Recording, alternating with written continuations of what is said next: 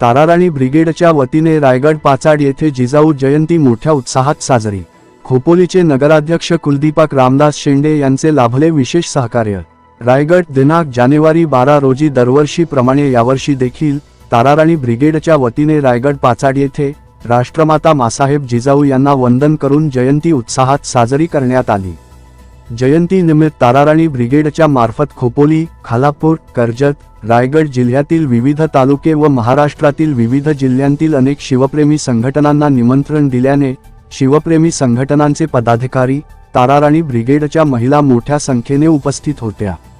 या निमित्ताने महिलांनी रायगड किल्ल्याचे व महाराजांच्या समाधीचे, जगदीश्वराचे दर्शन घेतले।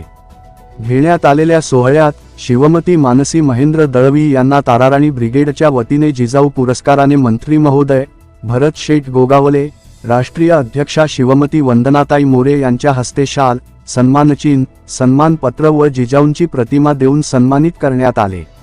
या कार्यक्रमात अनेक महिलांना ताराराणी ब्रिगेडच्या विविध पदांची नियुक्ती पत्रे देण्यात आली।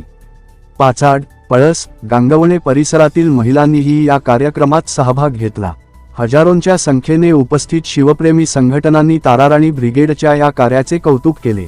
या कार्यक्रमाला राष्ट्रीय अध्यक्षा शिवमती वंदनाताई मोरे, राष्ट्रीय उपाध्यक्षा शिवमती कविता खोपकर, महाराष्ट्र प्रदेश अध्यक्षा शिवमती मेघा मोरे, खालापूर तालुका अध्यक्षा शिवमती अक्षरा चौधरी, खोपोली शहर अध्यक्षा शिवमती वर्षा वडजे, रत्नागिरी जिल्हा अध्यक्षा शिवमती मानसी पाटील, सुनीता सावंत, मंदा हमुनकर, कल्पना सावंत, विनया खोपकर, शिल्पा सावंत, हंसाबाई होळकर यांनी विशेष सहकार्य केले।